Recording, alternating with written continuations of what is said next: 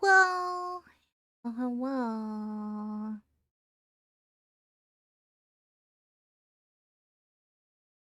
Yeah. Hello. Today, happy to have a bit of a different stream today. Doing a fanfic reading today. So, I went through a lot of them. We might do more than just this one, but this is the longest one that was one chapter that I could find that I could read in like 2-ish hours. So, probably just read this, and then that'll be streamed today. So it is a Finon and Stell Hawkeye Star Rail fic. Very sweet. It didn't rip my heart out as badly as I thought it would when I was reading it on my own to review it. So, that was a plus. um, yeah.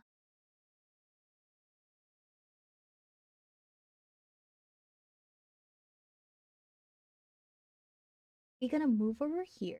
I didn't switch it.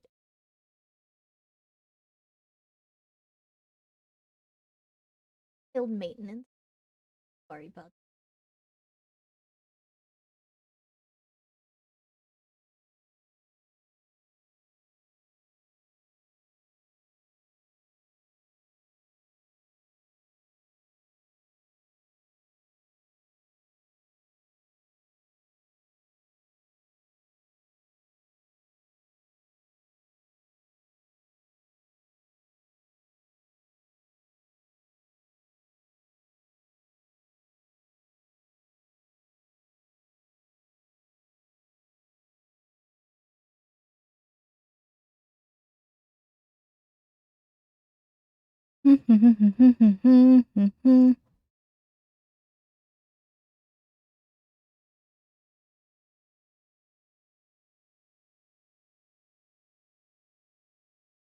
It's gonna be difficult.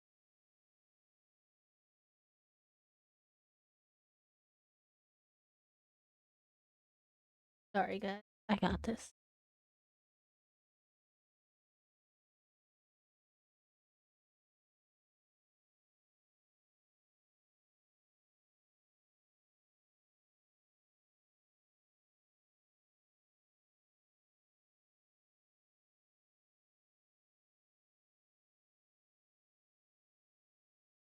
There we go.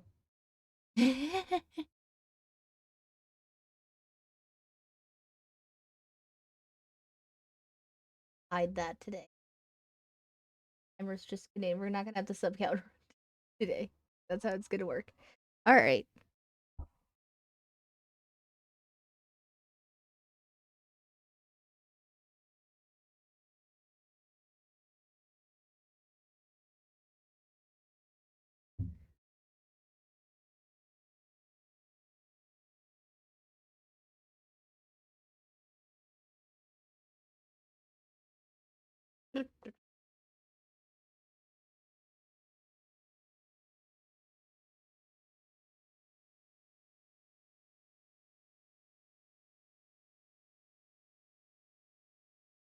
Sorry for the light mode.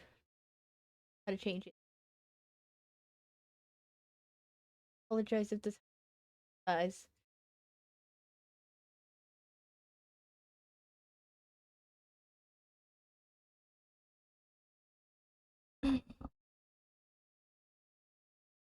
Alright.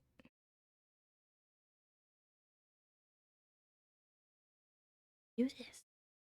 Alright.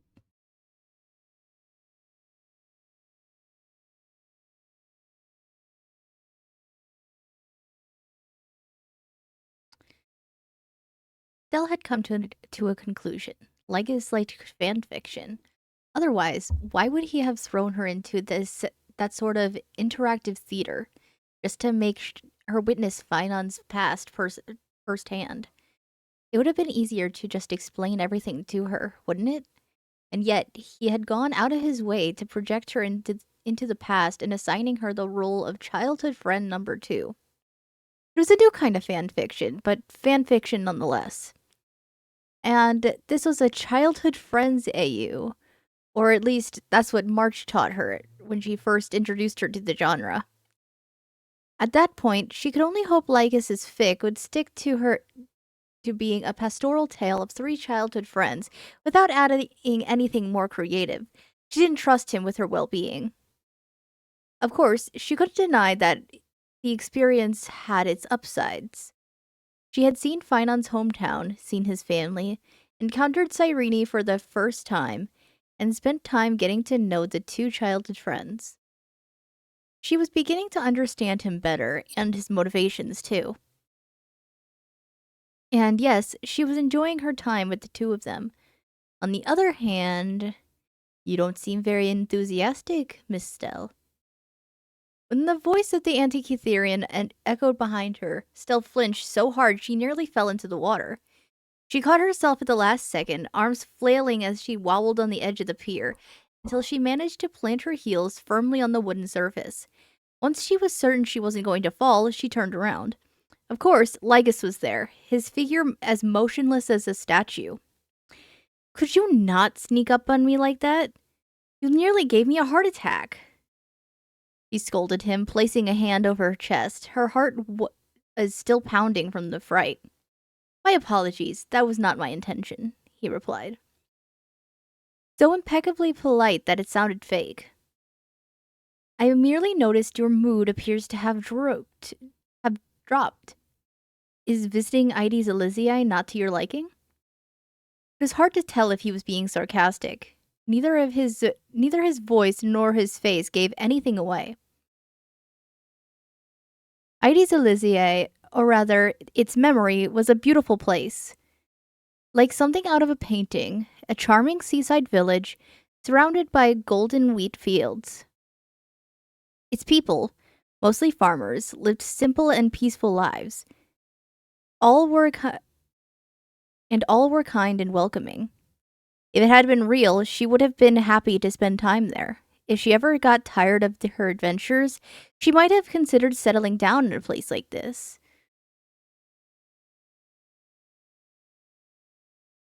But unfortunately, she knew none of it was real. It was a projection, an interactive theater. Meanwhile, the real Ides Elizei no longer existed. The real Cyrene was dead, murdered by the Flame Reaver. And Finon's life had been forever marked by that tragedy. That perhaps was why she had chosen to step away for a while, escaping the attentions of the other twos to stare out over the sea. She needed to clear her head, to remind herself not to get attached to what she was seeing. How can I enjoy it, knowing it's not going to end well? She replied sharply. Lygus wasn't fazed by her tone. The entire purpose of this is to allow you to fully understand what will come after. I know that, Snell stabbed. But I'm invading my friend's memories. I'm about to experience them without him giving me permission. I don't even know if he wants to share any of this with me. I feel like I'm doing something wrong.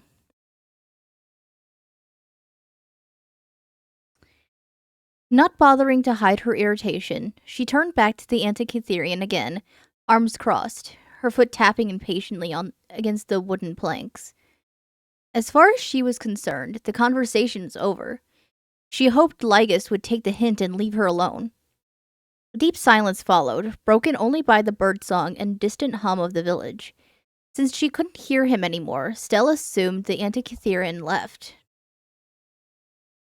Instead, suddenly, she heard his voice behind her again. I understand. Once again, his tone was detached. When Stella glanced over her shoulder, she saw him watching her in return. There was no sign of guilt over this invasion of Finon's privacy, only a vague curiosity, a mild interest, like a scientist studying a minor variable in his theory. This could be a compelling experiment, and a useful incentive to help you understand what's to come, he went on. After all, as long as this interactive theater lasts, the time will flow differently. It may yet become a new source of data. Stell turned to face him again, instinctively going on the defensive. What are you rambling about? Lygus, lost in his musings, didn't even hear her. If it's his wishes that you care about, one day should be more than enough. One day for what? She insisted. He didn't answer. Instead, he clapped his hands, and as if by divine command, the world around her vanished. For a few moments, Stell found herself suspended in a state of nothingness. The ground beneath her was gone. It felt like she was falling, but that couldn't be. You can't fall if there's nothing to fall into. It was just a tiny, pitiful speck of life drifting in deep space. What had that Antikythera done? Had he dispersed the memory without returning her to reality? What was going to happen to her now? Do not fear, Miss Stell. I do not intend to harm you. I have simply changed the conditions of our interactive theater. The rules remain the same, but this format will allow you to understand the motivations and desires of the man you call Einon on a far deeper level. Lygas's disembodied voice echoed through the void, the only thing her senses could still register. Deeper, he said. Wasn't it bad enough to invade Finon's memories? Did he have to go even further with his violation? Understand your moral concerns regarding this experiment. That's why I've connected Finon's conscious mind into our interactive theater along with yours. It'll be his mind that shapes the scenario. Therefore, if he wishes to reject you, he is free to do so. His mind? Did that mean what she would see weren't just memories, but Finon's ideals? The things he desired more than anything? Remember, this simulation will last one day. During that time, I will not look at your actions, but only at the final result. This way, you will both be free. Observe, learn, act as you see fit. Enjoy this moment at the end of time, and return prepared to face the fate that awaits you. The voice faded, and in its place, small glimmers of light began to appear in the void. Shapes, sounds, traces of a world trying to come alive. And among them, her faithful friend's voice rang out louder than all the rest, a sigh that shook her soul more deeply than a scream ever could have. If only the world didn't need a deliverer. Stell, are you okay? She opened her eyes again at the sound of that familiar male voice. The world was back, as if it had never vanished. She was still in Ides Elysiae. However, instead of being on the pier, she stood at the entrance of the village, the houses rising before her, and fields of wheat stretching out along each side of the path. But more importantly, she wasn't alone. Finon and Serenity were with her. No longer children, but young adults. And both were staring at her with concern. Stell looked around, trying to make sense of what had just happened. Lygas must have changed not only the setting, but also the timeline. Years had passed since the first memories he showed her. But if that was the case, it was a scenario that shouldn't have happened in reality. Ides Elysiae had been destroyed long ago, according to what Finon had told her, and yet, here they were, all three of them at the age they had, or should have had in Cyrene's case, in the real world. So, given her current predicament, what kind of new fan fiction had Lygas thrown her into? Stell, did you get lost in one of those weird daydreams of yours? If so, I went in. Cyrene teased her with her usual gentle grin. Realizing she was still staring out into space, Stell snapped back to the present, trying to focus. What was the story behind the situation? There had to be one, didn't there? No, it's nothing. Everything's fine. I'm just a little tired. She finally replied, playing it safe. They were entering the village, and both Finon and Serene were carrying bags. She had one too, currently resting at her feet. From what she could tell, they had just returned to Ides Elysiae. So, the simplest way to explain her odd behavior was travel fatigue. Luckily, the two believed her.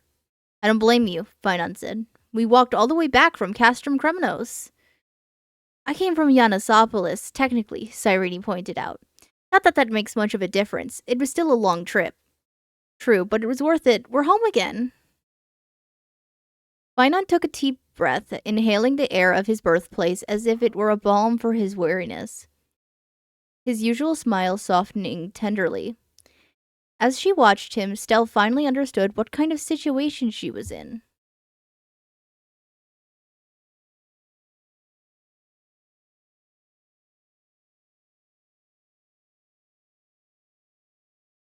Before Ides Elysiae was destroyed, Finon and Serene had planned to study in Castrum Kremnos and Yanasopolis, respectively, and then return to protect the village.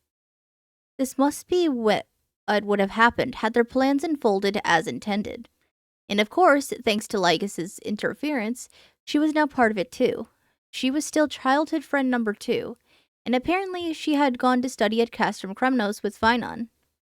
Alright, now she had a starting point. She could do this. It was just a matter of playing along. Stell, are you really sure you're okay? If you're that tired, I can carry your bag. Realizing she was spacing out again, Finon was starting to get worried once more. Darn it, she was acting too suspicious. No, really, I'm fine, she replied. And to back it up, she grabbed her bag and slung it over her shoulder. I'm just glad to be home again. Except technically this wasn't her home, but the others didn't know that. Finon stared at her for a moment longer, but finally decided to let it go. He gave her a playful nudge on the shoulder, a mischievous glint in his eyes.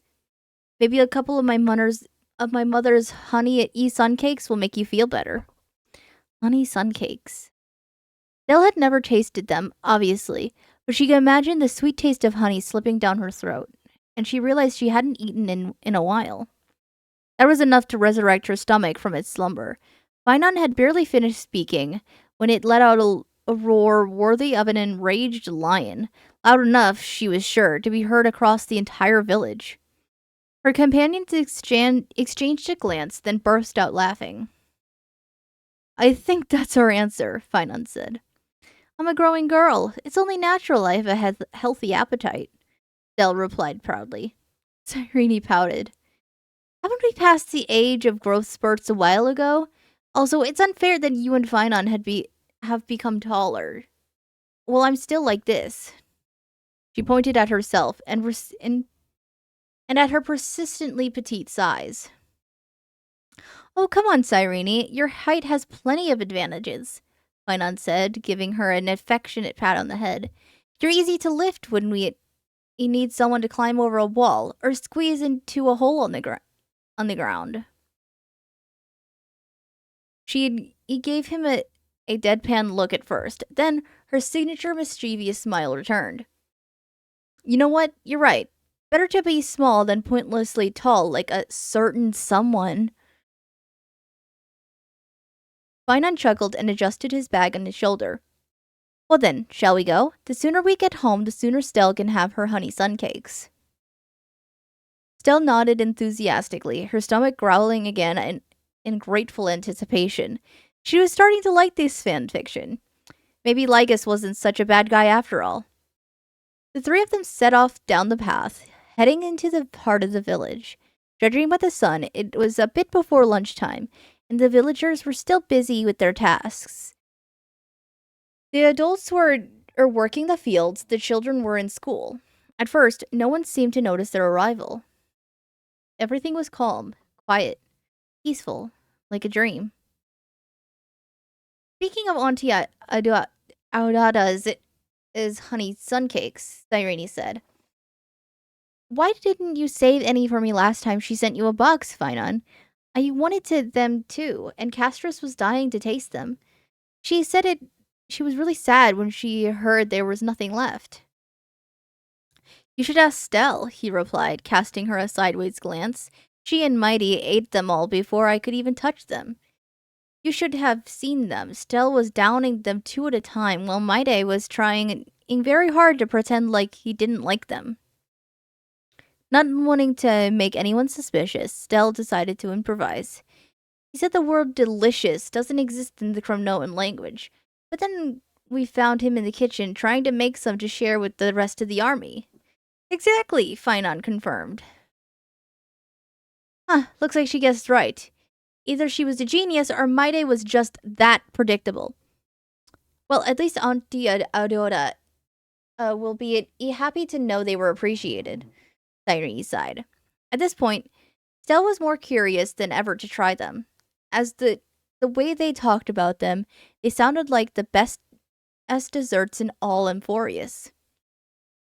Other than that, she'd also just discovered a couple of interesting details. Apparently, not only was Castris alive and living in Yanisopolis, but so was Maide. Castrum Crumnos had not fallen either. It seemed like this world was vastly different from the one she remembered. She didn't have time to dwell on that, however. Suddenly, a booming voice shattered the morning calm. Finon? Cyrene? Stell? Is that you? A middle-aged hunter, Galba, if she remembered correctly, was striding towards them, a huge smile across his sun-weathered face. Galba, it's so good to see you. It's been so long. Finon greeted him, hurrying his steps toward him. Stell and Cyrene followed, and the hunter looked at them warmly. Last time I saw you, you were barely more than children. So what will it be? Are you back for good? That's the plan, Cyrene answered. And at least one of my dear childhood friends gets the itch to... At least until one of my dear childhood friends gets the itch to chase after trouble again. Right, you two? Oh, come on, don't make us sound like troublemakers. We're not that hungry for adventure, Finon replied. We're not, Stella asked, genuinely confused. She did chase after trouble. It was basically her job, and Finon always seemed to enjoy it as much as she did, in his own way. Are you not? Cyrene echoed, amused. He scratched his head. Well, maybe a little, but it's usually trouble that finds us, not the other way around. And before you bring it up, that time in Crumnos doesn't count. The dragon attacked first. A dragon? Were there dragons in Emphorius besides Pollux, that is? Or was that just part of this story? If they were real, she'd definitely want to see one. And fight one, too. She had to check if they were stronger than Dan Heng. Galba let out a deep laugh. You three never change. It'll be great having you back. Just wait until the rest of the village finds out. And your families, too. Have you seen them yet? Not yet. We were heading there now, Finon replied. Then I won't keep you. I'm sure they're dying to see you. He gave them one last long, proud look before walking away. See you soon, kids, and come by my house sometime. My wife would love to have you over for lunch. We either, Galbas. Thank you, Cyrene said as she waved after him. From the way the man treated them, it was like he was talking to part of his relatives. That was probably how things were in small communities. Everyone knew each other and took care of one another. It was like one big family. It reminded her of the Astral Express crew, but on a larger scale. No wonder Finon had turned out so kind, growing up in a place like this. Suddenly curious, she glanced over at him. He was watching Ingalba walk away, smiling to himself with a glimmer in his eyes. He looked happy, and for some reason, seeing him like that filled her chest with a gentle warmth. According to what Lyga said, this was the real Finon, wasn't it? Not just a memory or projection. He didn't seem as aware as she was that they were in a simulation, but he was still himself. Her ally since arriving in Emphorius, her friend, her trusted partner. For this reason, she didn't want to be the one to break the illusion. Up until now, she had gone along with things to get a better understanding of the situation. But now she was determined to make this a happy experience for him, especially if this world was a reflection of his desires. Finon noticed her staring and tilted his head, puzzled. Do I have something on my face? Aside from a cute smile and beautiful eyes, absolutely nothing. The thought caught her off guard, and she felt warmth rising to her ears. But she quickly composed herself, and in the most serious and solemn tone she could manage, she announced, I'm hungry. Finan shook his head, amused. All right, I get it. Let's go to my parents before you decide to eat me too. Maybe you should do that anyway, Sirenny chimed in playfully. She glanced between the two of them, a sly smile spreading across her face. She looked like she was scheming something. What's that supposed to mean? Finan asked, scratching his head. She turned away with a dramatic flourish, her grins growing into a smirk. Nothing, but I don't think I'll be joining you. Why not? Stella asked, surprised she didn't like honey sun cakes anymore. Well, I promised to Professor Pythias says that as soon as I got back from Yanisopolis, I'd visit the school and tell the children about the things I learned. Does it have to be now? Finan asked. My parents will be dying to see you too. You would at least stop by for 5 minutes. Zairini silenced him with a finger wag under his nose. A promise is a promise, Finan. One doesn't go back on their word. Say hi to Uncle Hieronymus and Auntie Adauta for me. He was disappointed, but didn't argue. As you wish, say hi to Pythias and Pisu and Livia too, if you see them. Oh, and you're coming for dinner, right? If you don't, my mother will be heartbroken. You can count on it, Cyrene replied. With that, she turned on her heels and walked briskly toward the school building. Before she reached the end of the street, though, she spun around, facing them again. Don't forget, you two, tonight I want to hear a good romantic tale. And with that, she dashed off, her laughter echoing behind her. Finan scratched his head again, thoughtfully. She's up to something, isn't she? He said at last. Stell nodded. She didn't know Cyrene all that well, but it was painfully obvious when she was scheming something. The hard part was figuring out what it was. She didn't tell you anything we could use as a hint, right? He asked her. Why would she? Well, you're both girls. Maybe she tells you some things she wouldn't tell me. She shook her head. Even if she did, she probably wouldn't understand it. After all, she was her childhood friend, in name only. Finan shrugged. I guess we'll find out soon enough. He pointed down the road with a teasing look. So, are you still hungry? I'm so hungry. I could scare off the Kremnoan army with the sounds of my stomach. He burst out laughing. Let's go then.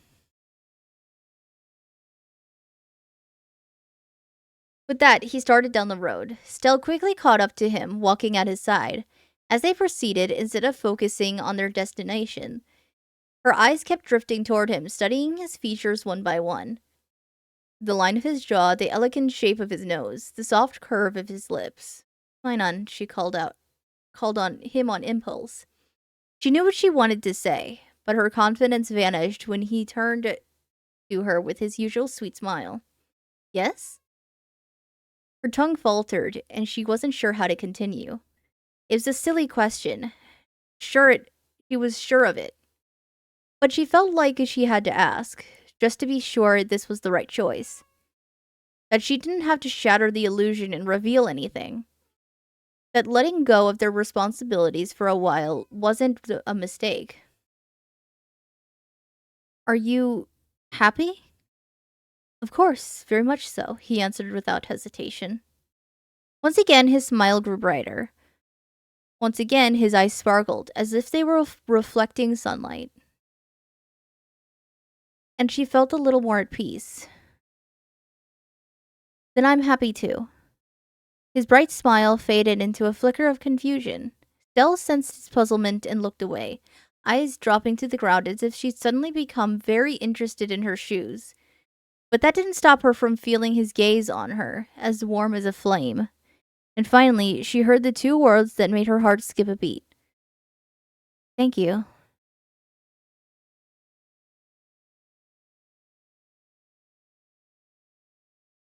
Finance house was located on the eastern outskirts of Elysier.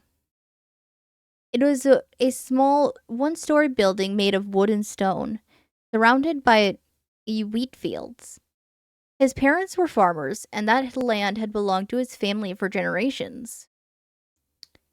When they were in Akama, he told her some stories from his childhood there, about the peaceful routine he used to follow, waking up at the first rays of sunlight, eating a simple breakfast, and helping his parents do with some chores in the fields, then off to school with Cyrene. After coming back home and lending a hand where needed, he would go train with his wooden sword or play in the fields with his friend. The routine had changed slightly depending on the season.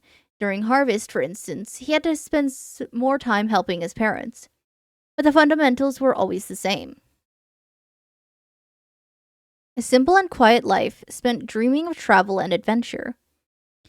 He thought he would at one day leave on his own terms, when he was ready, with the awareness that he would come back home eventually. A wish that had come true inside that little bowl. Minon's mood was sky high as they walked side by side toward the little house.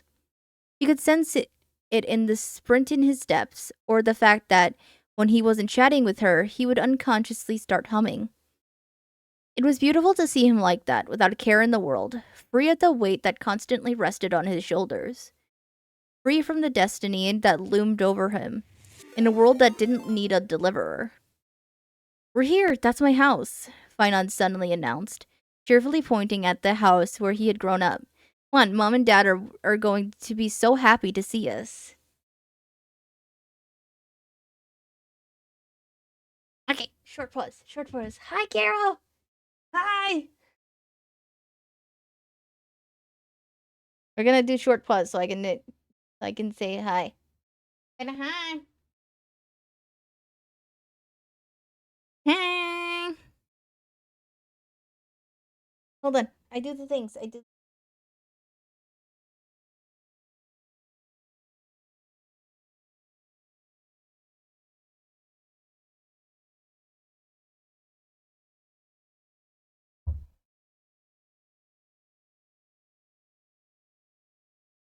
Wait, it's okay, it's okay, it's okay, it's okay.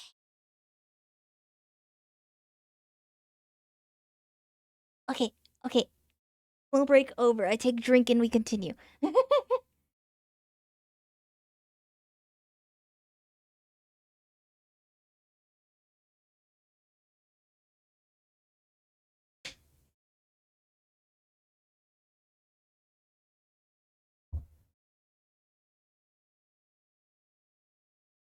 Okay, go. Okay, bye. Thank you for raid. Bye bye.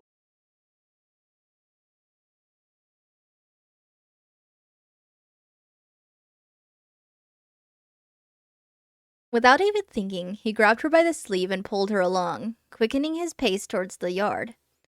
Stell followed meekly, but as they got closer, a thought began creeping into her brain, refusing to let her be.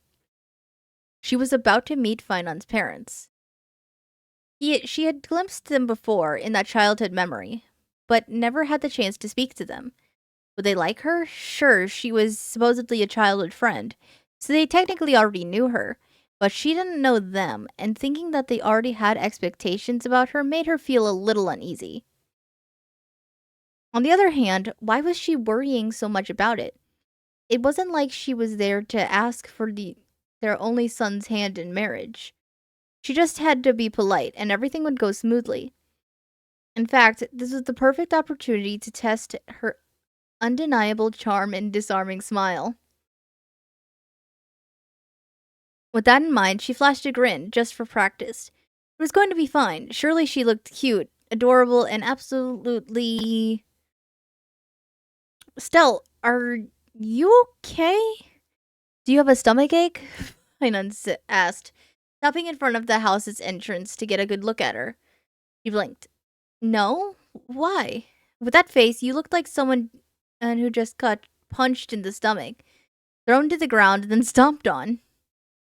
He replied very seriously. Stell pouted. Not only did that guy not even recognize a smile when he saw one, but he also had the nerve to compare hers, which, in her opinion, was one of the best in the universe, to a grimace of pain. The worst part was that she couldn't even be mad at him, because he looked so genuinely concerned. It would have been cruel to scold him. She was trying to decide whether to explain or just let it go, when a white, furry cloud appeared on the edge of the wheat field, running full speed toward them. Stell barely had time to move aside before it launched itself at them, knocking Fine onto the ground. He fell with a surprised yelp, and she was about to draw her bat to drive off the creature, when she heard his laughter echoing from under the furry mass. "Snowy, it's you! You've gotten so big, boy!" Stell dropped her defensive stance and took a closer look. That's when she realized it wasn't a monster, but a large, fluffy white shepherd dog. And far from being a threat, it was enthusiastically greeting her companion. That name, wasn't that what a Tribby used to call Finon? That's one heck of a welcome reception, isn't it? He chuckled, bending over to watch her friend's feeble attempts to avoid the dog's loving kisses. "Instead of laughing, how about helping me out here?" he said, half laughing and half complaining. She could have helped, sure, but the scene was so adorable, it felt like a shame to interrupt it. If Marsh had been there, she definitely would have snapped a picture. At that moment, Snowy noticed her and lifted his head, eyeing her with curiosity. Stell had never had a dog, so she wasn't exactly sure how to interact with one, but he'd read that letting them sniff you was a good start. Cautiously, she extended a hand towards the snout, which he gave a quick sniff with his wet nose, then without warming, he left off Finon's chest and placed his front paws on her chest, standing on his hind legs, wagging his tail wildly, tongue hanging in a wide canine grin. He was so clearly asking for pets that Stell couldn't resist. "He's so cute," she said as she scratched behind his large pointed ears, much to the dog's delight. "Is he yours?" "Yes," Finon replied, taking advantage of the distraction to get back to his feet. "Don't you remember him?" She heard the confusion in his voice and realized she slipped up. Of course, if she were truly a childhood friend, she should have remembered one of her best friend's dog. Snowy probably recognized her, which explains his enthusiasm. Unfortunately, it was a little late to take it back, and she couldn't think of a good excuse. So she decided to be honest. "No, I don't remember." Oh. Finon still looked a bit disoriented, but he eventually shrugged it off. "Well, he was just a puppy back then, and it's been a long time. You two can become friends again now that we're back, right, buddy?" Snowy dropped back down on all fours and happily trotted back to his owner, who gave him a loving scratch on the neck. Looking at them now, they did resemble each other. In fact, they were practically twins. It was true that what they said, dogs and owners tended to choose each other. She wondered what her own dog would be like if she had one. "Are your parents home right now?" she asked, trying to peek through the windows. "This hour, I think," he began, stepping towards the door, but stopped before reaching it, his attention caught by something at the far end of the wheat field. Stell followed his gaze and saw a man with a sickle in hand, walking toward them through the stalks, humming to himself in high spirits. But as he came within view of the entrance, he froze, his voice dying in his throat. Then he crossed the fence dividing the field from the house's yard, set down the sickle, and approached briskly.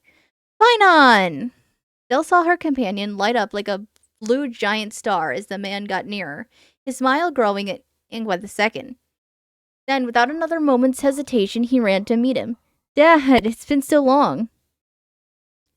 The two men embraced tightly, laughing with joy, while Stell lingered a few steps behind, not wanting to break the familial moment.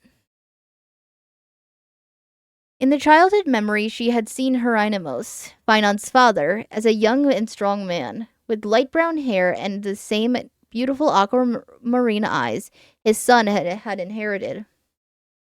Now he looked older, with some gray strands in his still thick hair, but he still had the same cheerful air as before. And when he pulled back from the embrace, holding his son by the shoulders as he looked at him, his eyes glistened slightly with emotion. "You love surprising your old man, son. You could have at least let us know you were arriving today," he said playfully. "Ever since you told us you were coming back, your mother's been sitting on pins and needles. She was expecting you to burst through the door at any moment." "Sorry, I wasn't sure how long it would take us to get here. Castrum Kremnos is far away, and we had to stop in Yanisopolis to pick up Cyrene," Finon replied. Hieronymus waved off the explanation. "What matters that you're finally here, and..." His eyes landed on Stell, who was watching them from a distance. A flash of recognition crossed his face. He walked toward her with big strides, and after taking a good look at her, his doubts were confirmed.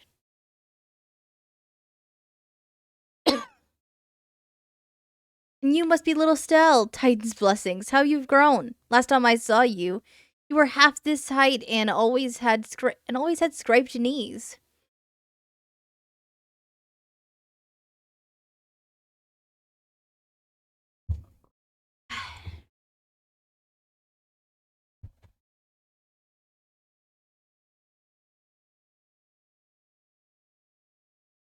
Given her backstory, Stell wasn't sure she had ever been half this height, but she doubted she could explain that without confusing him.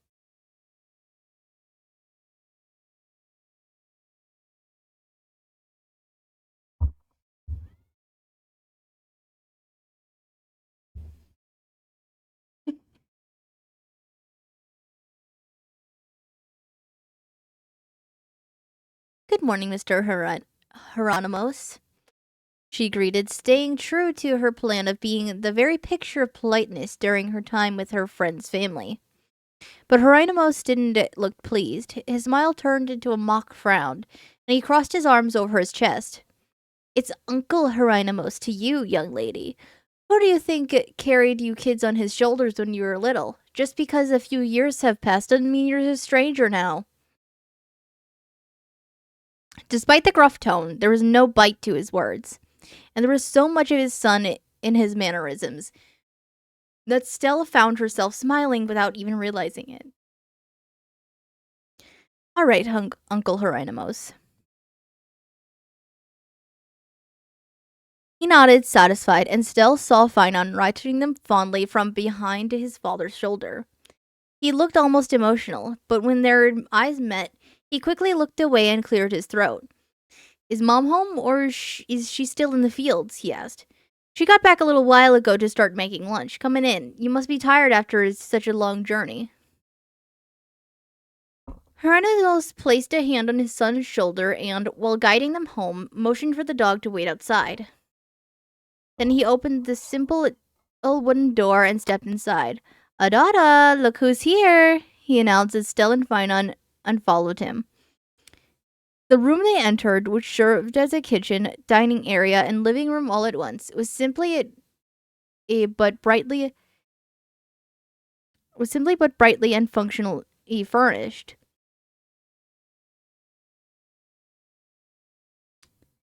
With a few decorations, mostly wildflowers, and a large wooden table in the center.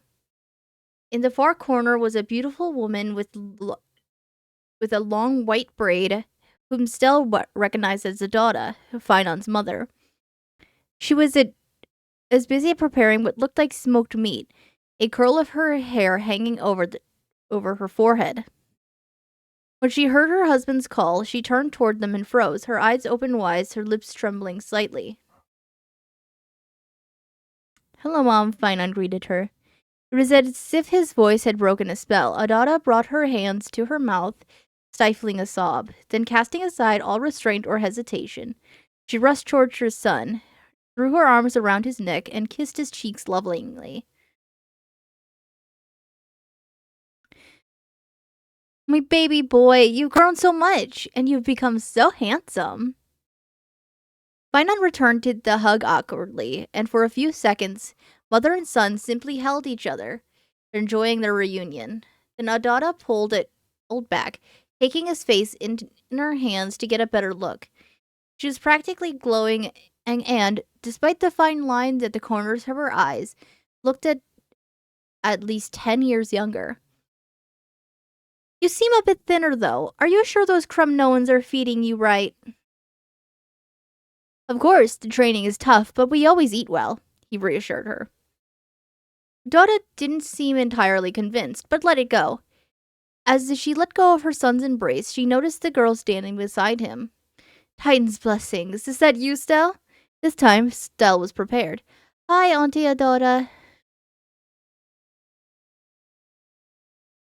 The woman took that as encouragement. In a heartbeat, she was beside Stell, affectionately taking her hands. It's been so long, it'd become beautiful, too. My son was right when he wrote that. Mom! Finon interrupted her before she could finish. He was so pale that he looked almost blue. Adora turned to him, surprised by his outburst. Realizing he caught her off guard, Finon cleared his throat, the pallor quickly turning into a slight blush. It's been a long trip, and Stell's been hungry for a while. Do you happen to have something we can eat? I know it's still a bit early for lunch, but... Oh, but of course, dear, she replied cheerfully. I started making lunch early just in case you arrived sooner. I figured you'd be starving. I made smoked venison, just the way you like it. As she spoke, she gave her son an affectionate pinch on the cheek. Hieronymus rolled his eyes. Actually, we've been eating smoked venison and having early lunches for 3 days. Just in case, of course. Right, dear? Adora shot him a deadly smile. You know, dear husband, the house gets very warm in the evenings. Maybe tonight you should sleep in the barn. What do you think? He raised his arms in surrender, chuckling softly to himself. Pleased by his defeat, his wife turned her smile back to Stell. You used to like honey sun cakes, didn't you, dear? Don't worry, I made plenty of them. It's about time they started talking business. She could finally try the famous honey sun cakes everyone had been talking about. Not to mention and the rest of lunch. Even from there, she could smell the inviting scent of the smoked venison and herbs. Completely different from the vaguely chemical odor of the concoctions Himiko prepared on the Astro Express kitchen. Finon nudged her gently. Stell, you're drooling. She snapped out of it, wiping the corner of her mouth with her sleeve.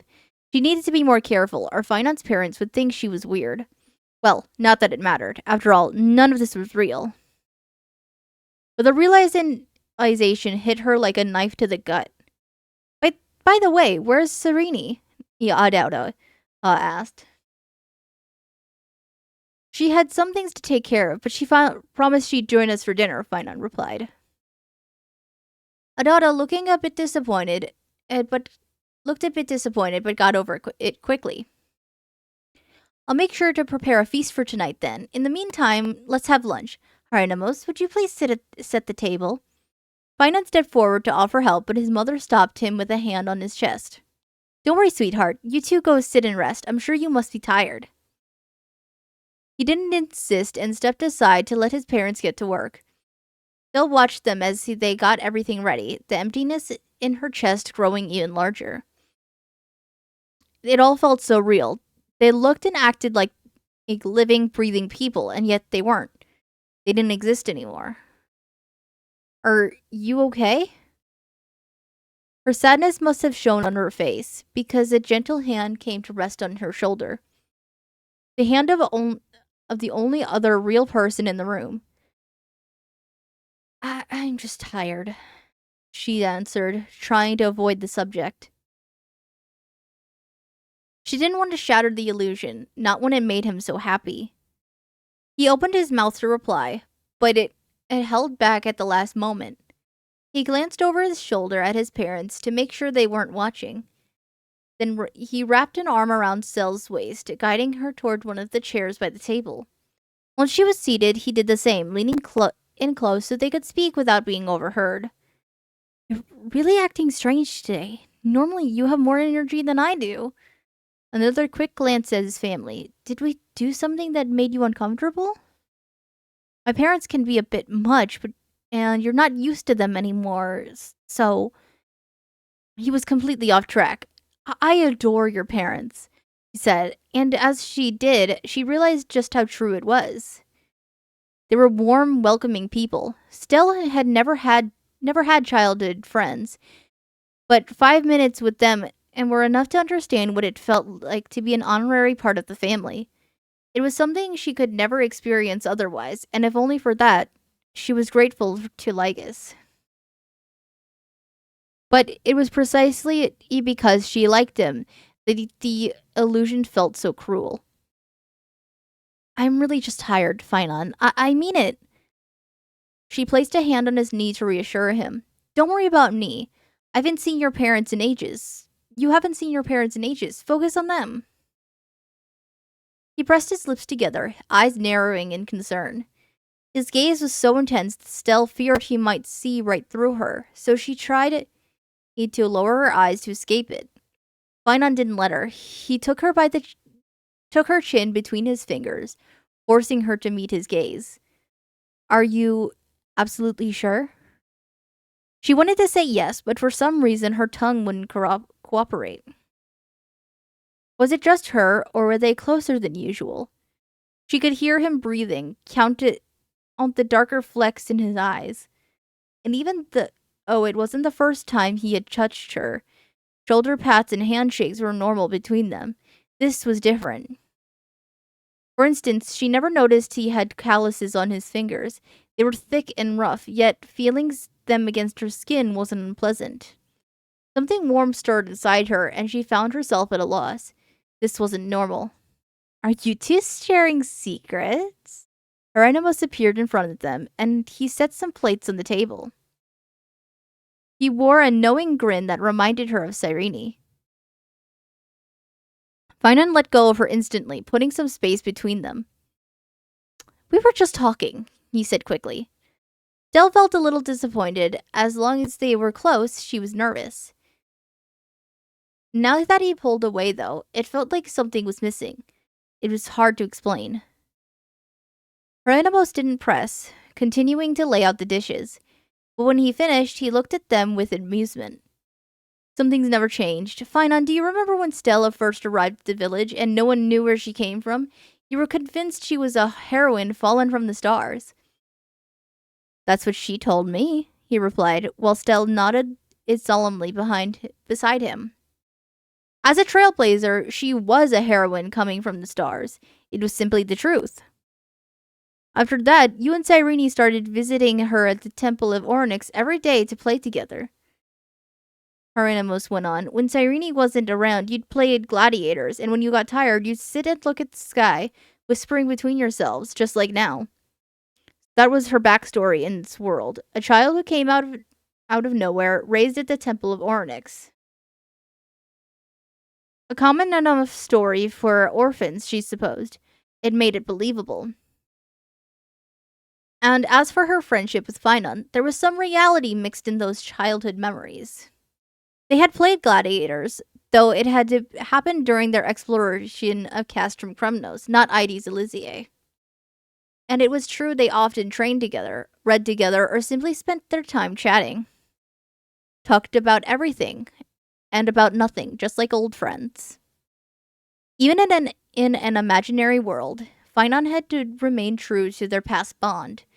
Maybe, if he placed her as a childhood friend, there was a reason for it.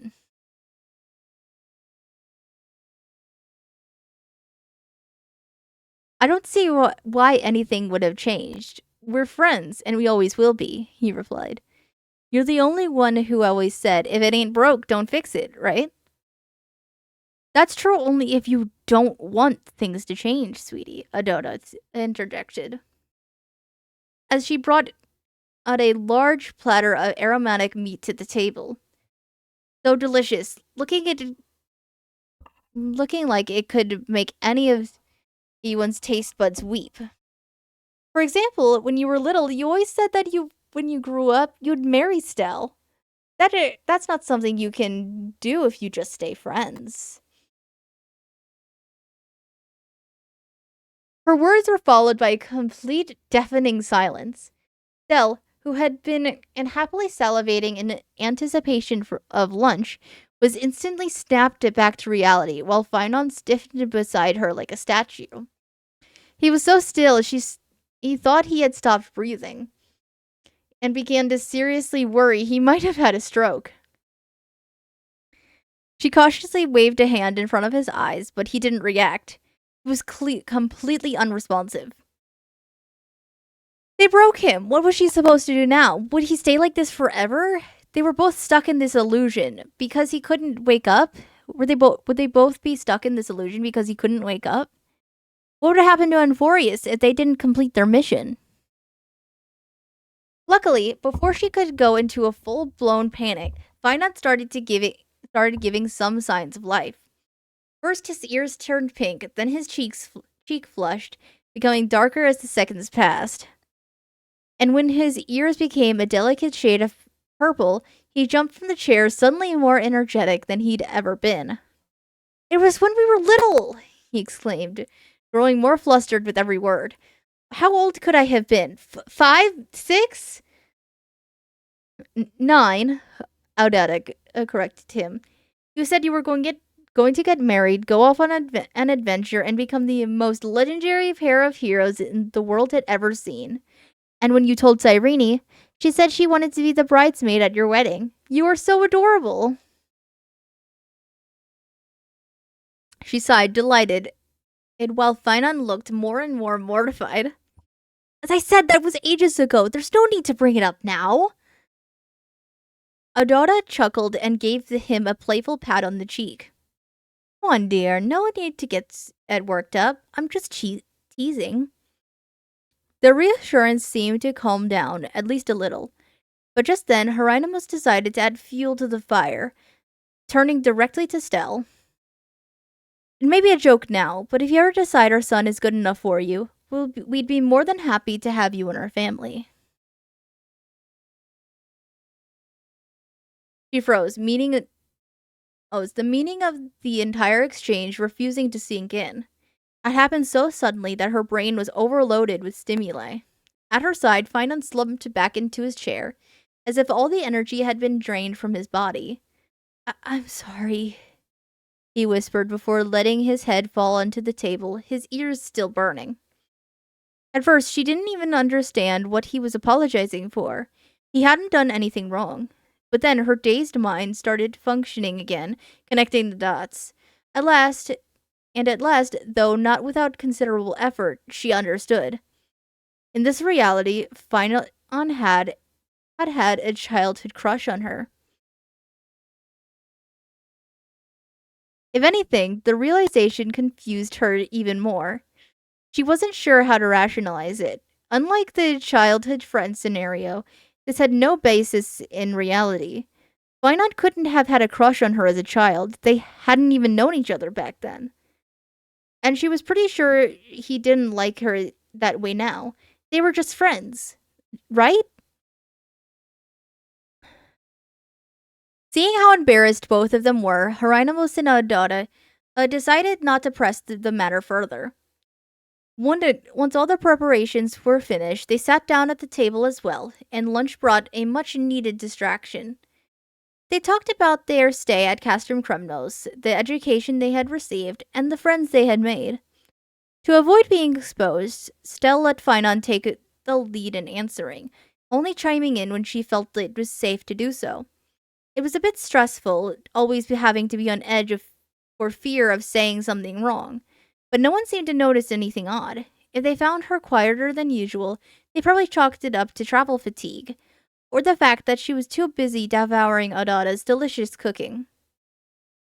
Still, the thought of Finon's childhood crush never left her alone. It made her restless in a way she couldn't quite explain. And the more she thought about it, the more unsettled she felt. Then, all of a sudden, a doubt slithered into her mind like a serpent, freezing the blood in her veins. There was only one thing that could explain the situation, and it could be summed up in a single name. Lygus.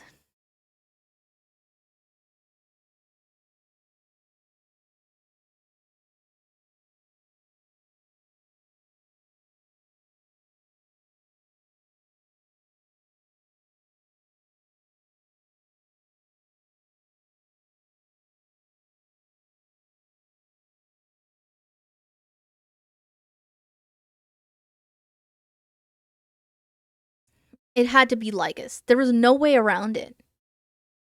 This is the only thing in Stell's mind, as she stomped her way toward the pier. After lunch, Finance parents had returned to their daily duties, declining the help they offered. There wasn't much work left for the day, they said. But since the two of them didn't want to sit on their hands the whole day, Hieronymus had given them something to do. He sent them out fishing. If they caught something good, he'd prepare his famous smoked fish for dinner.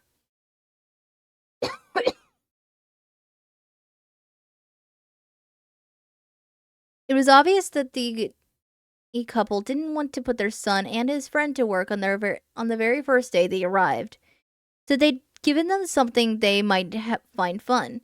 Normally, Stell wouldn't have minded, but she was too restless for even that.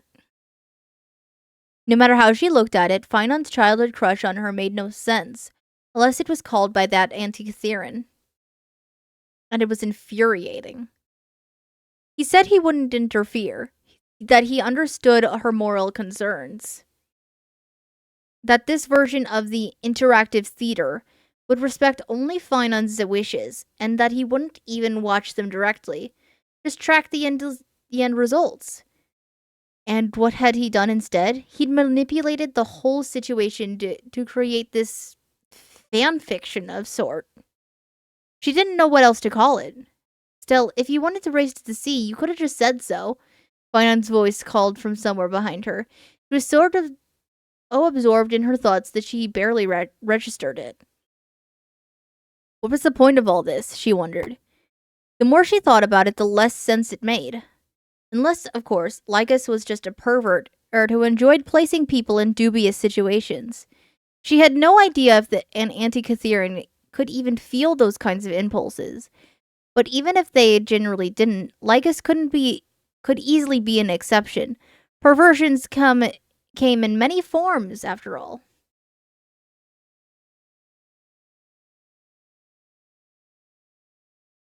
He was a perv, and she would die on that hill. Could you stop for a second, please? Oh, if only she could get her hands on him. She'd melt him down. That's what she'd do. No other solution was enough. She had managed to keep her cool while inside Finon's home, but now she felt like she was about to explode. Stell! Suddenly, Finon stepped in front of her to block her path. She stopped up to avoid crashing into him, and for the first time since they'd left the house, her anger cooled. What's going on with you? He asked. You've been weird all day. He was upset. And how could he not be? He had no idea what was bothering her, or why she was acting differently from what he considered normal.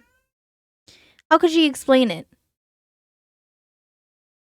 Desperately searching for the right words, she stared down at her toes. If this were a video game, dialogue choices would pop up to help her, and she'd be able to save the game before picking, to maximize the outcome.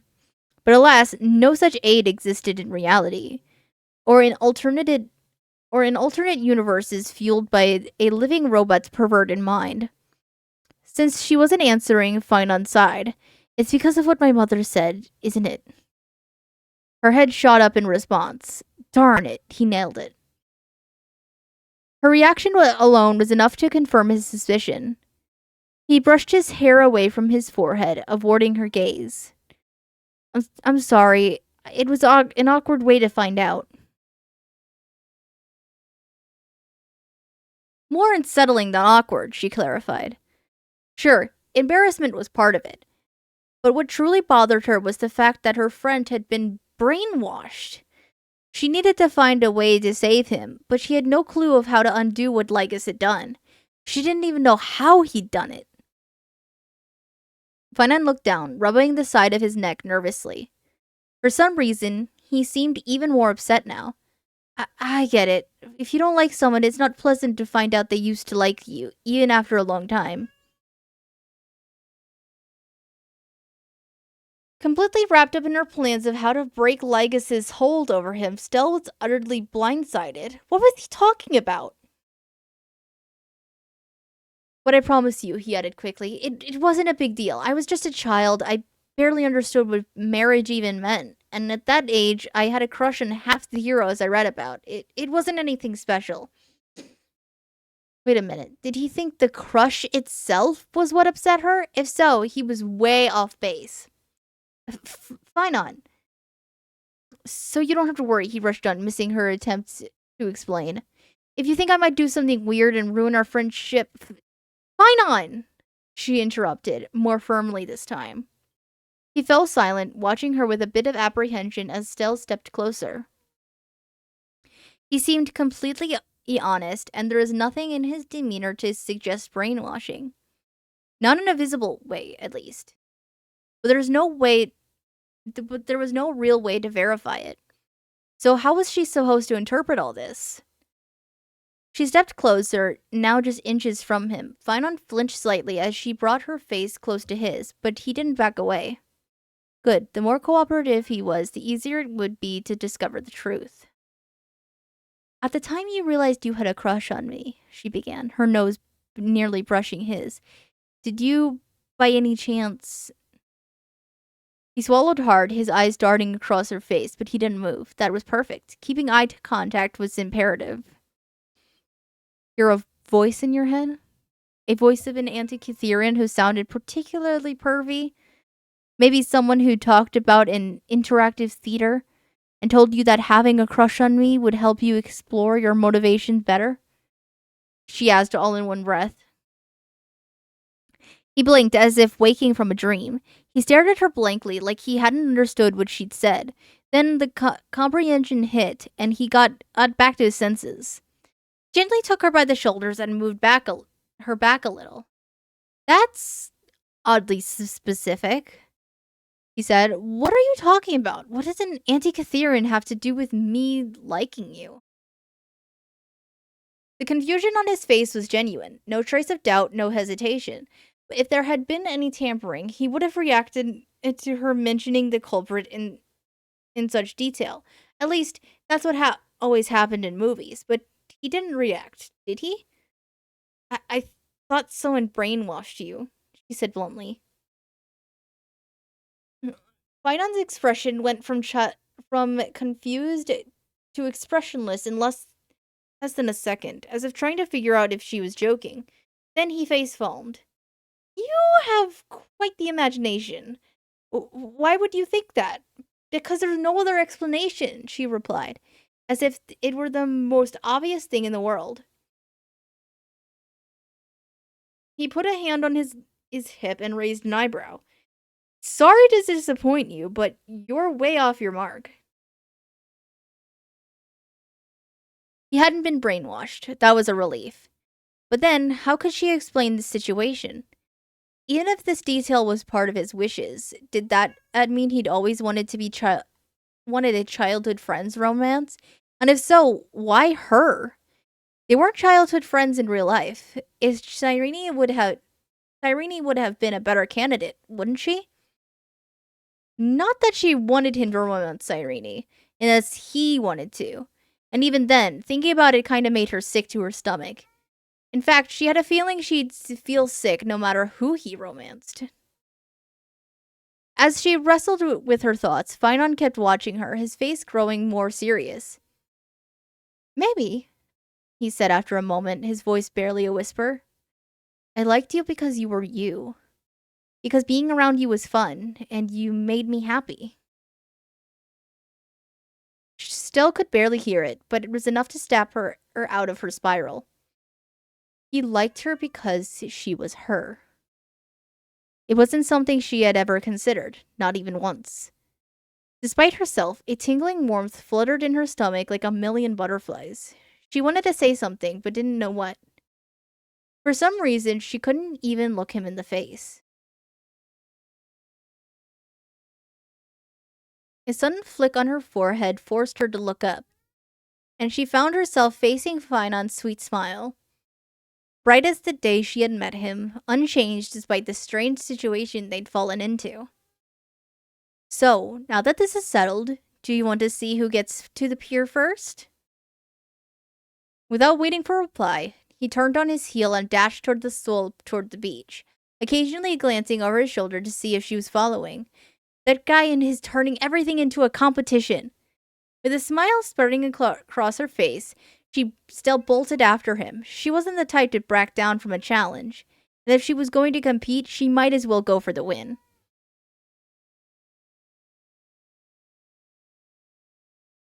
Guys.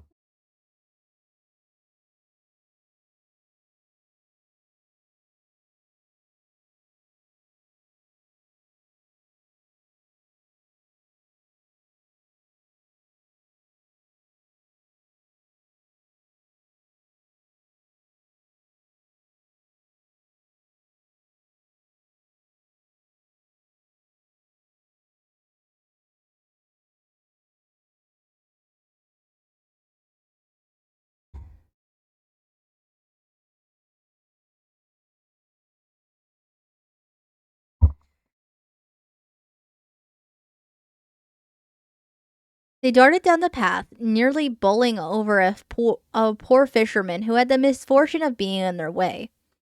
Finon had the longer stride, but Stella was lighter on her feet, and quickly regained the ground. Soon she was right behind him.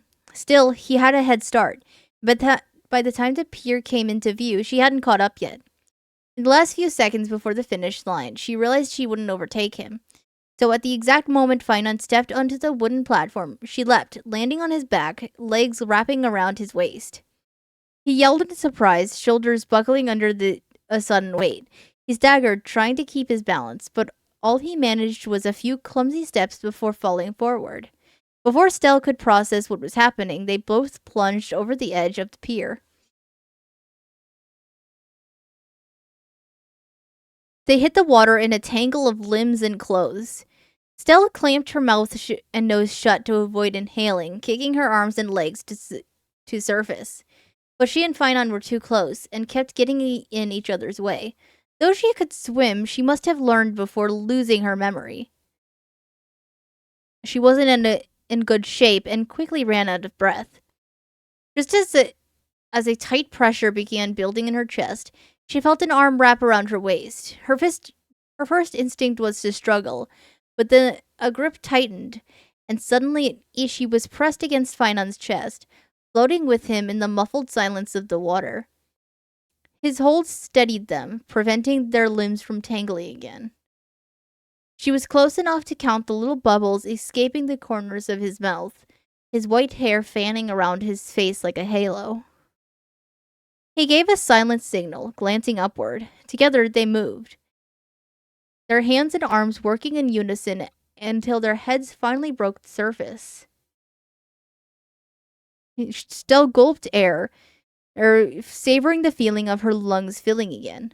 Finon, one arm still around her waist, shook his head like a big dog, flinging water from his hair as they floated beside the pier. "It's a draw," Stell declared once she'd recovered, pumping a triumphant fist in the air. "What?" Finon sputtered. "I reached the pier first." "No, we arrived together. I jumped on her back at the exact moment you got there. The rules say if one competitor is on top of the other, the victory is shared. Rules are meant to be followed, so it has officially ended in a draw," she said with impeccable logic. "Rules only matter when they benefit you. Also, when did we agree to this? I just decided it right now." Still puffed up proudly while he aped at her. "You cheated!" "Well, you started running before telling me it was a race, so you cheated first." He couldn't argue with that, so with a long suffering sigh, he surrendered. "Well, either way, we probably scared off all the fish." That was true. Maybe her idea hadn't been all that brilliant. But then again, there was something that didn't add up. Fine on, what were we supposed to fish with exactly? He froze, then suddenly burst into laughter. I was so busy chasing you, I forgot the fishing gear. For once in her life, Stella thought she could experience what it felt like to scold someone instead of getting scolded. After all the lectures she'd received from Don Hung, she was sure she'd be great at it. But the whole situation was so ridiculous that she couldn't help but laugh, too. We're such idiots. You said it, he agreed, absent-mindedly brushing the wet strand of hair from her face. Dell let him, his touch far from unwelcome. Instinctively, she moved a bit closer, and he rested his forehead against hers as their laughter faded into the quiet of the harbor. Until the only sound was their breathing, the only sensation, the warmth of his body next to hers. Dell, he said silently, his voice slightly hoarse. I think we should get out of the water. Why? She asked, genuinely confused. Don't you like it, staying like this? It was nice. The water was warm now, glistening under the sun. And she liked being close to someone she cared about, without having 1,000 things on her mind for once. But if he didn't like it,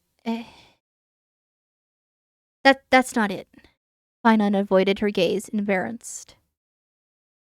But you should realize we're very close, and you're pretty, and I... The butterflies in her stomach went wild. You think I'm pretty? He cleared his throat, trying to sound casual. It's not just me. In Kremnos, a good number of soldiers asked me to introduce them. They all said you were very pretty. Really? She asked skeptically. That didn't sound like something any Kremnoan would say.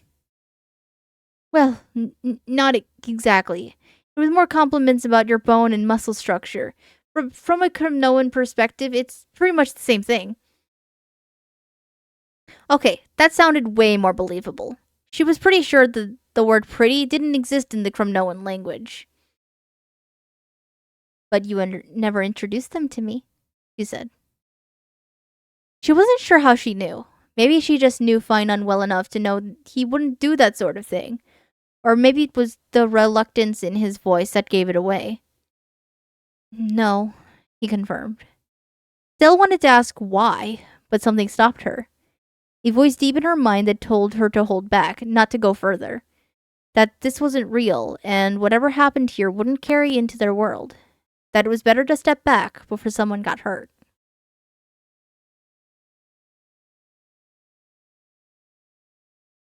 Stell. Finan's gaze met hers, calm, patient, waiting. He was waiting for her to say something, for a sign, maybe. But she said nothing, letting the silence stretch. And just when it began to feel too heavy, something silver and slick brushed against her arm, making her jolt. Before she and Finan turned to look as a fish darted past, disappearing beneath the waves. The fishes are back, he said with a crooked smile. Yeah, but we don't have the equipment, remember? She reminded him. You don't need equipment to fish. You can do it barehanded. Stell raised an eyebrow, but he just smiled.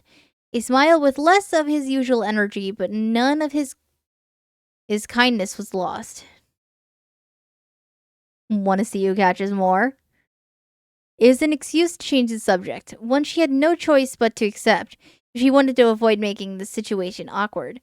Unfortunately, she had no idea how to fish even with tools, let alone barehanded. She doubted she could win. Still, she wouldn't back down. She would never skip one of their challenges, not for anything in the world. I'm in.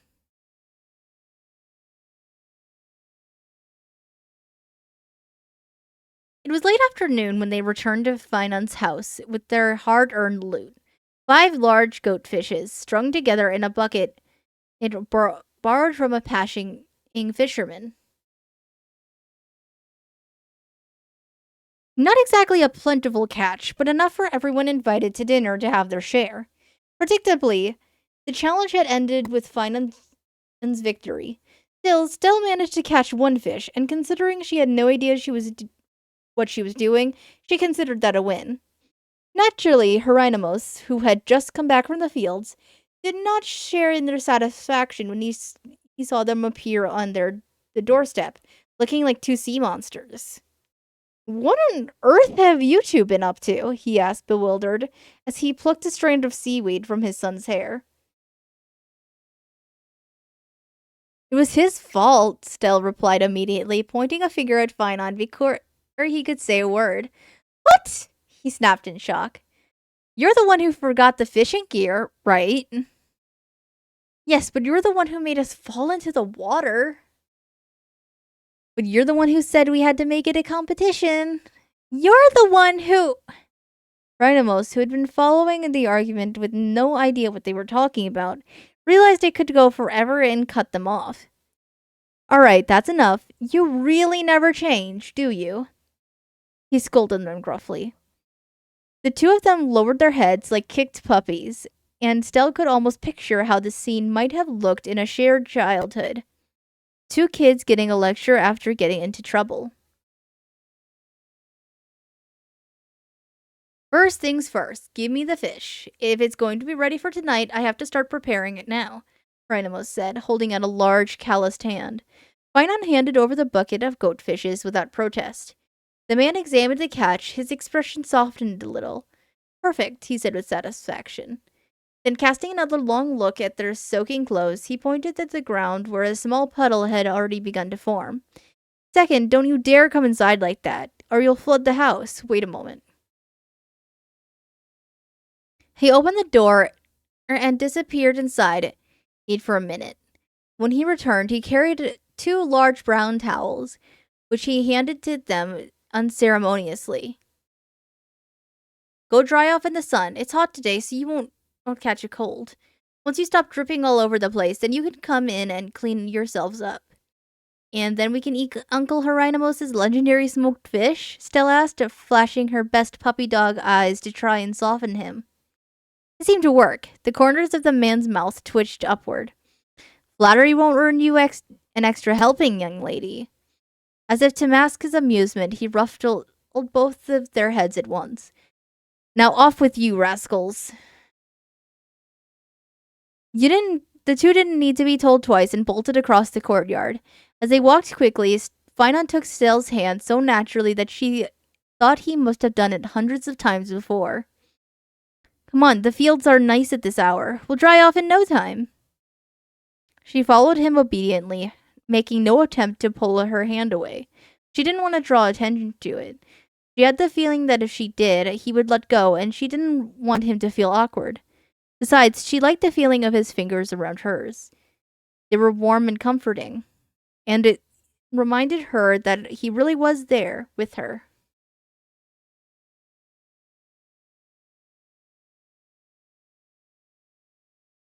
He led her to the deepest part of the fields, to a sunny corner among the stalks of wheat, and only then did he let go. "This is one of my favorite spots," he told her. "It has a good view." He gestured around them, and Stell had to admit he wasn't wrong. That part of the field was slightly elevated, offering a view of the rooftops of Ides Elysiae stretching below them, all the way to the bright blue sea. The air was warm and pleasant against their damp skin, and when they sat down among the stalks, it felt almost like being immersed in a lake of gold. At first, neither of them spoke, simply rubbing their hair and clothes with the towels Hieronymus had given them. When they finished, Finon folded his towel into a makeshift pillow to lay down on his back, gazing up at the sky. "Make yourself comfortable. We'll be here a while." With that, he closed his eyes, a relaxed sigh on his lips. Once again, he looked happy, carefree, surrounded by everything he loved and wanted to protect. He was so pretty, it hardly seemed real. For a wild moment, she felt the urge to touch his face, to run her fingers through his damp hair, She brushed his lips just to see how soft they were. But she forced herself to suppress the impulse, turned away, and lay down beside him, watching it in the crowds drift across the blue sky, framed by golden stalks. She couldn't afford to get her hopes up. She couldn't let herself believe that there could be anything between her and Finon. Soon they would return to reality. Once they'd seen what Lycus's deal was, they would need to move forward and bring about the Aeronova. It was necessary to protect Emphorius and to help their companions return as Titans. After all, he would go on protecting Emphorius, and she would have to continue her journey with the Astral Express. She should already feel lucky to have met him and to be by his side during his mission. It was a privilege the Crisis heirs didn't have. That's why she couldn't fall for him. It was wrong, especially now when nothing they were living was real. Just because her role had been that of a childhood friend and, for some reason, childhood crush, it didn't mean that she had any claim on him. No feelings born in this bubble outside of time could be real. But was that really the case?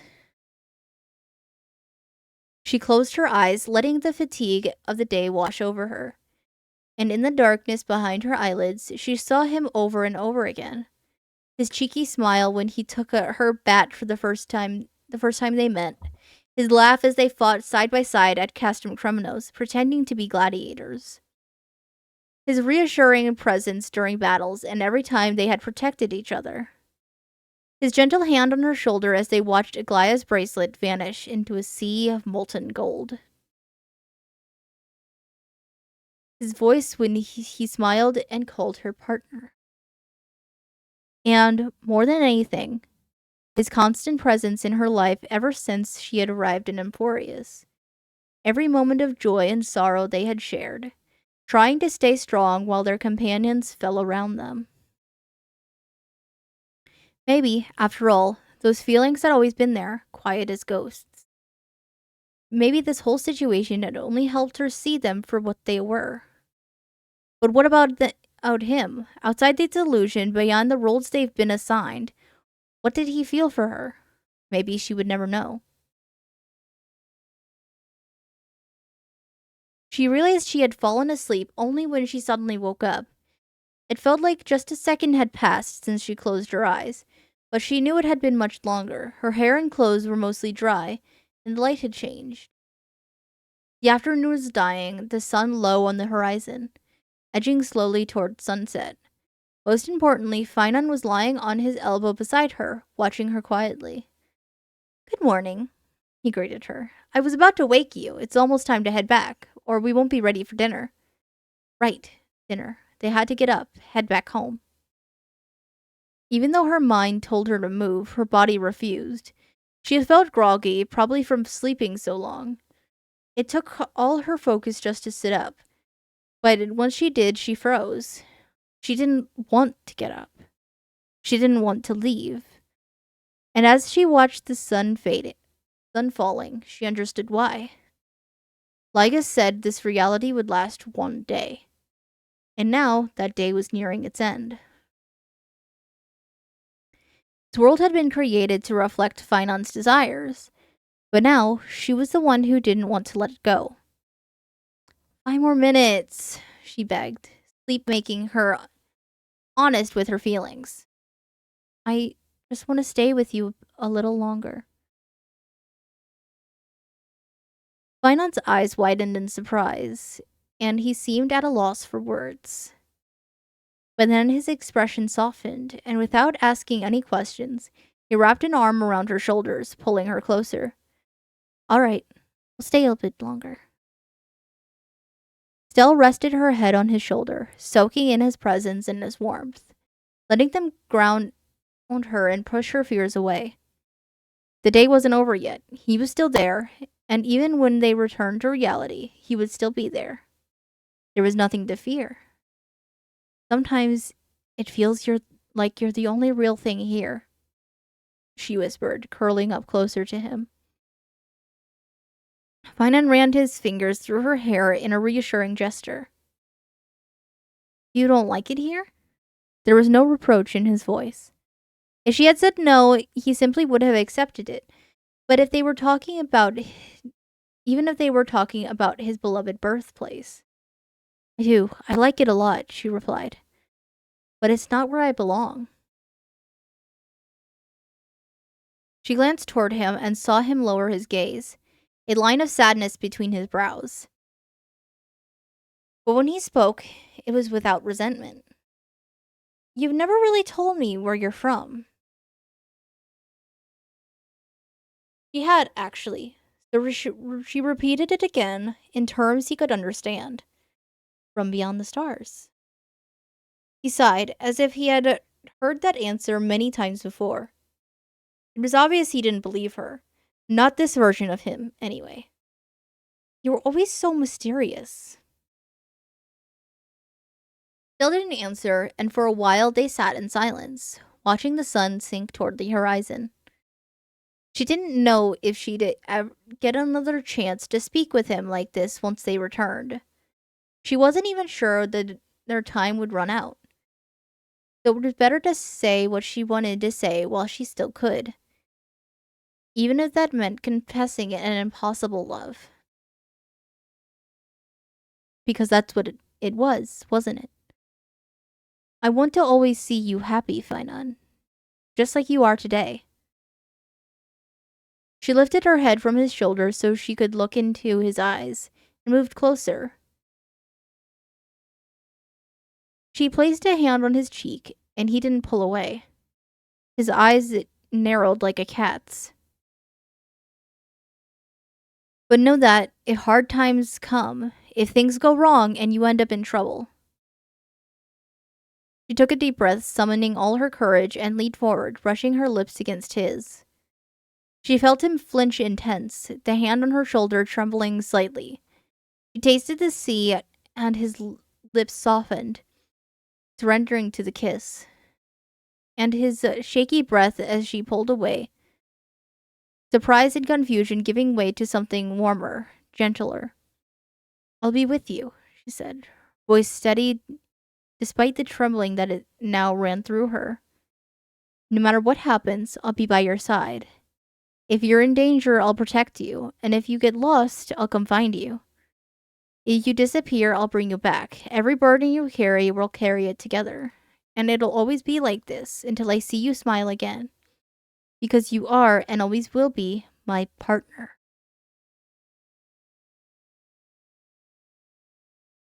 It was like a bolt from the blue. She saw his eyes widen again, his face pale, lips trembling. The arm around her shoulders pulled her in tighter, not to protect, but to seek comfort. And in his gaze, usually calm, sweet, and brave, she saw a kind of anguish she couldn't name, so intense it hurt. And mixed with it, there was understanding. As soon as she noticed, Stell hugged him tightly, pressing her cheek to his, wrapping her arms around his trembling body. Trying to see him as much as he could. But she knew there wasn't much she could do besides staying close, as she became painfully aware of this fact when she felt a tear brush against her cheek, a tear that wasn't hers. This is the last day we'll spend together, isn't it? His voice was weary, shaken by the flood of emotion that had just hit him. Still didn't know how much of the illusion he had broken. Maybe he remembered everything, maybe not, but that didn't matter, not now. No, it's not the last, she whispered gently in his ear, stroking his back. There's still so much we have to do. When it's all over, you'll have a world that needs no sacrifices and no saviors. We'll make sure of it together. And if you want, I'll take you to see the stars from the place I came from. They're most beautiful from there. He chuckled, the sound sweet in her ears. If they are beautiful, I'll have to make sure I'm there to see them. He loosened the embrace just long enough to look at her face. She could still see traces of sadness, but also fierce determination. stronger than anything she had seen in him before. The look of someone who has made a decision and intends to follow through, no matter what. But know that if things do go wrong, and this really is the last day we spend together. He caressed her cheek, tracing the line of her cheekbone with his thumb down along her jaw, chin, and lips.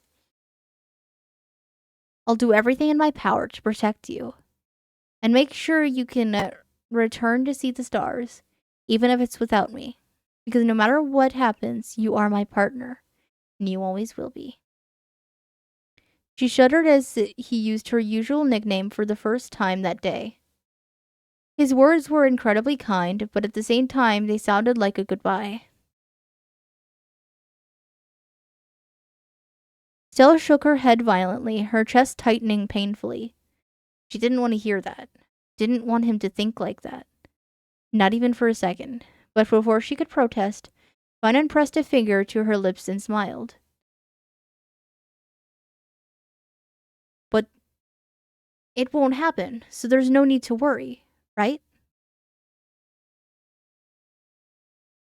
He looked toward the horizon, at the sky slowly turning to orange, and his jaw clenched briefly, as if resenting the approaching evening.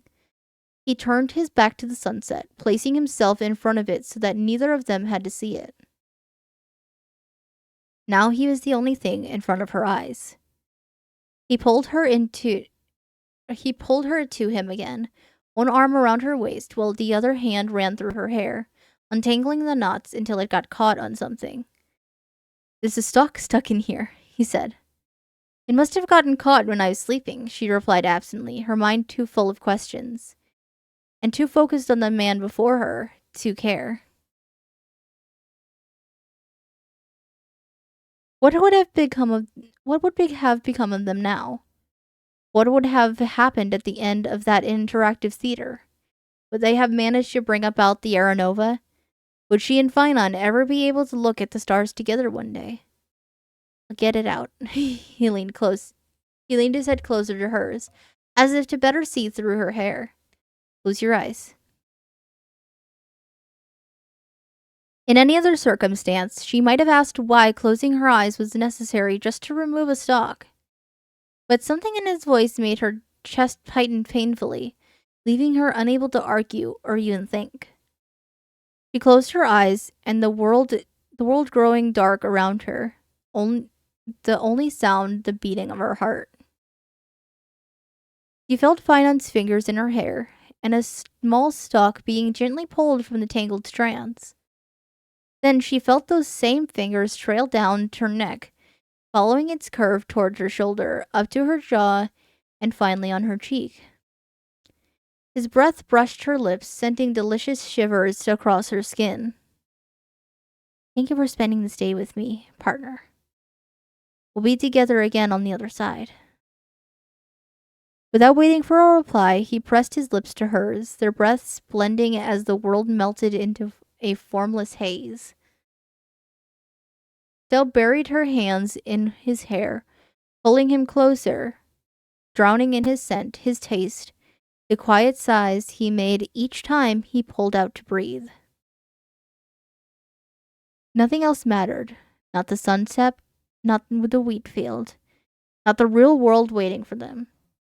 Only that one moment at the end of time, between dream and reality. And the promise that, when it was all over, a starry sky would be waiting for them.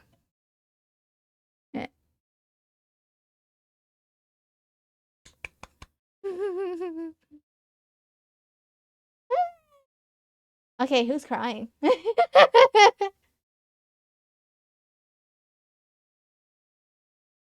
I did read this on my own, and it's a very sweet one. Like, I know it's like supposed to be just like a one-shot fic, but at the same time, I kind of wish that this is like a several chapter thing, and we got more expansion of like how this all ends. Like, you know what I mean? But you know. uh...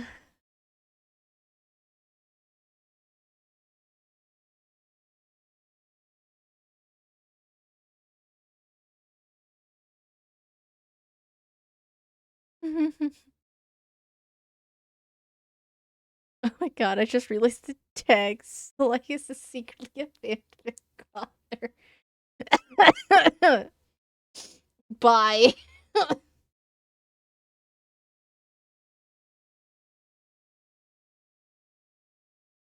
uh... uh...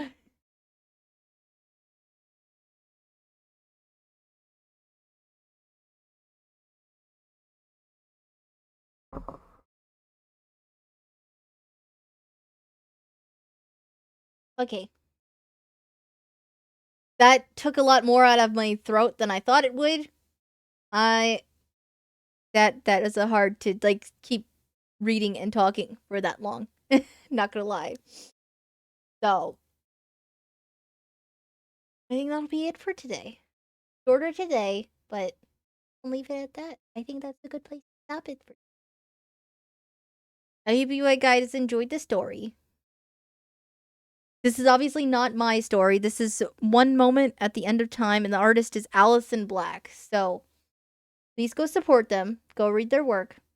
They did a very good job with this one that I read today. So please support them. And let's see, who are we gonna rate today? Is the Smash Brawl the next fan? Is the Smash Brawl fanfic next? I don't know about that storm. I don't know about that storm.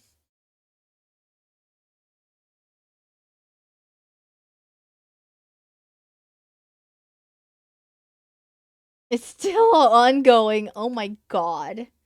That sounds like the One Piece of fanfics. I'm not gonna lie. Like, how do you catch up with that?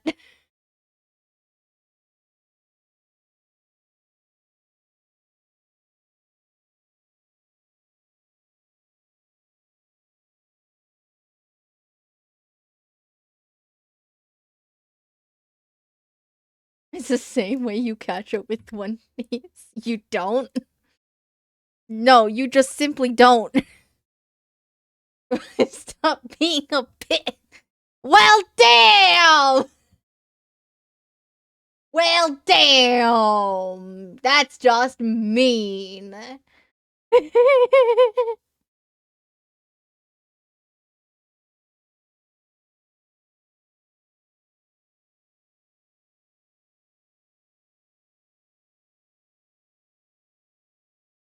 Alright.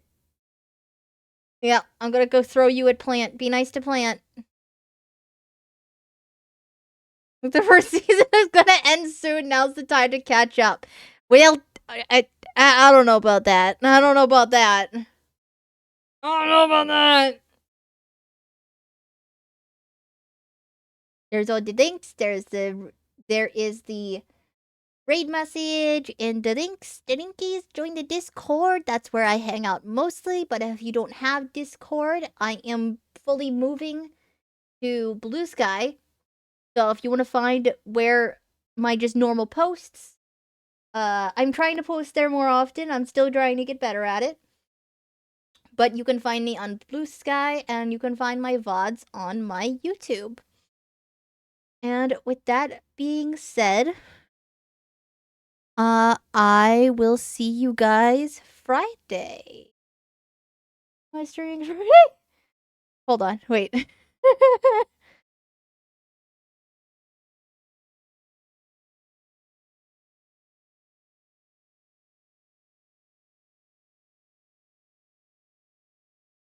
I'm going back to Outer Wilds on Friday, so I will see you guys for that. And thank you all for joining today, and I will see you next time. Bye-bye!